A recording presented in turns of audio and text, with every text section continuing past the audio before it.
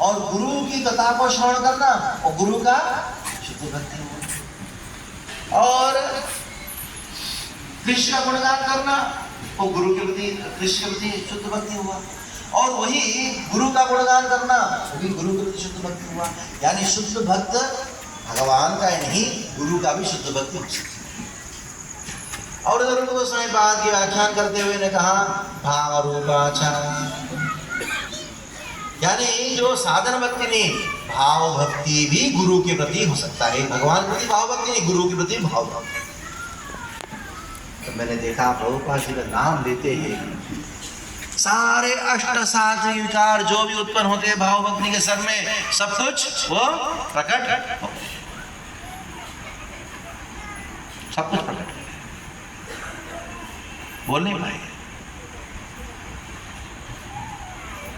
तो ये गुरु भक्ति, ये अद्भुत चीज हमारे गुरु महाराज में देखा जाता है।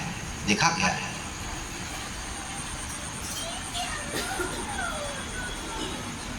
ये विशेषता उनका भाव के स्तर में है, प्रत्यक्ष रूप में मैंने देखा। ये हमारा परम सौभाग्य है, ऐसे गुरुजी हमको हमारे जीवन में मिले। उनका कृपा दृष्टि मात्र से जो जितने भी प्रकार के अनर्थ हमारे हृदय में, सब अनर्थ दूर हो जाता है। मैंने कहा एक बार महाराज जी से, महाराज जी हमारे इस्कॉन में इतने सारे समस्या आ रही, इसका कारण क्या है? तो महाराज ने कहा it is because of the anarthas in the heart of the devotees. क्या कहा उन्होंने? हमारे हृदय में जो अनर्थ है, अनर्थ ही एकमात्र कारण है। अनर्थों की वजह से हमारे हृदय में समस्या है, और हमारे हृदय में समस्या जो है वो बाहर समस्या के रूप में प्रकट होता है। तो समस्या का समाधान क्या है? तब उन्होंने मीरा रोड मंदिर में एक स्टेटमेंट दिया। वो स्टेटमेंट जो है वो एक प्रकार का हमारा आधार बन गया है। हमारा मंदिर का जो आधार वही बन गया है। क्या है वो स्टेटमेंट? बहुत सुंदर स्टेटमेंट, ध्यान से सुनिएगा। ने कहा the root cause of all the problems is improper chanting. The root cause of all problems is what? Improper chanting. हमारे जो हर प्रकार की समस्याओं का मूल कारण क्या है? बराबर जप नहीं करना। और हमारी समस्याओं का समाधान क्या है? बताओ। बराबर जप करना है कि नहीं? क्योंकि समस्या दुनिया में नहीं है, समस्या कहाँ है? समस्या कोई और व्यक्ति में नहीं है, समस्या कहाँ है? हृदय में। वो समस्या अनर्थ है। अनर्थोपशमनम साक्षात भक्तियों दुक्षते। व्यास ने इसी बात पर कहा, आप दुनिया की समस्याओं को समाधान नहीं कर सकते, ना किसी और की समस्या को समाधान नहीं कर सकते। हमने ठेका लिया है, किसी का समस्या का समाधान करने के लिए नहीं लिया है। किसका? क्या है? हम अपनी हृदय की समस्याओं का समाधान कर सकते हैं। और कैसे होगा? अपनी बराबर साधना के द्वारा। हमारे गुरुजी पूरा विश्व में माने गए हैं एक अच्छे साधक के रूप में, एक महान साधक, और साथ साथ में बहुत दयालु। कभी कभी क्या होता है कि हमारा हृदय जो है वो कठोर बन जाता है। ये हृदय की कठोरता जो है वो हमारी भक्ति के लिए अनुकूल नहीं है।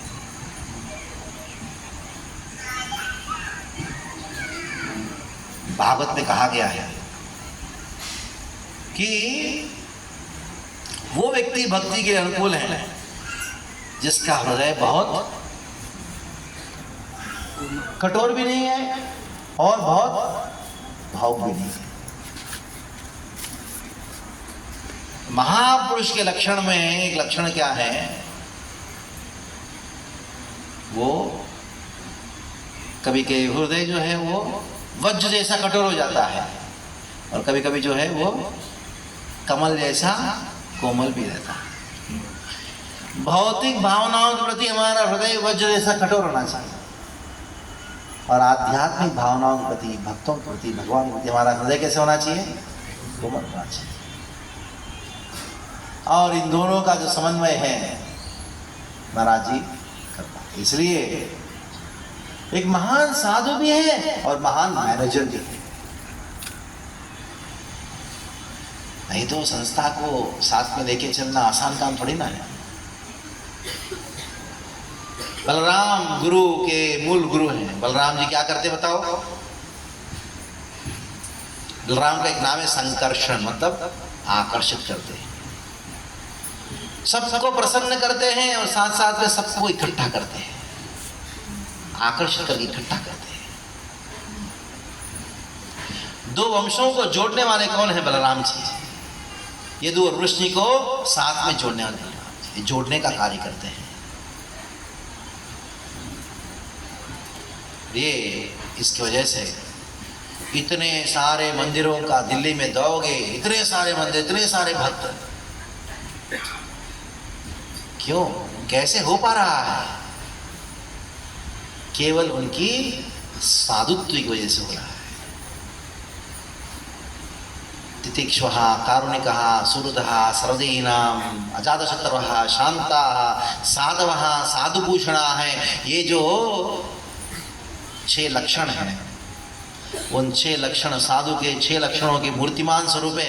उन 6 लक्षणों में भी सर्वश्रेष्ठ लक्षण मैंने देखा, जिसको मैंने वर्णन किया भी, व्यवहार।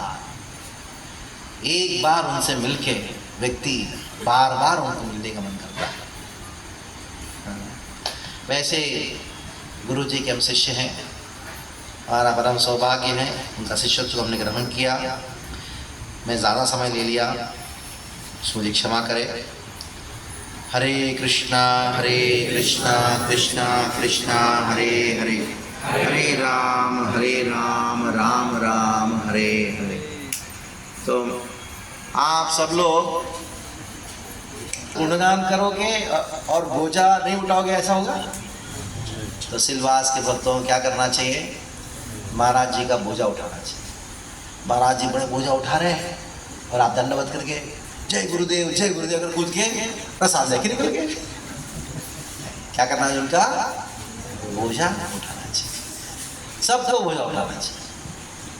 महाराज जी का क्या बोझा, क्या बताइए? चैतन्य महाप्रभु ने दिया। कौन सा बोझा प्रभुपाद जी को दिया? क्या दिया?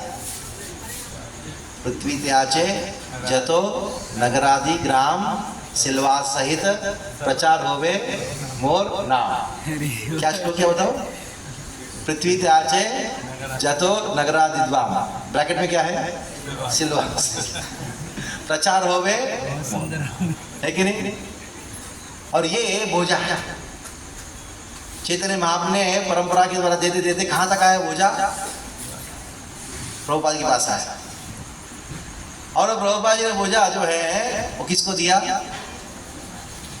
महाराज जी को दिया। और हम क्या करेंगे? बोझा बनेंगे उनके। और महाराज जी आपका ऐसा तो कम बोझा है, हम भी बनेंगे आपका। क्या करना चाहिए? गुरु का बोझा मत बनो, उनका क्या करो? उनका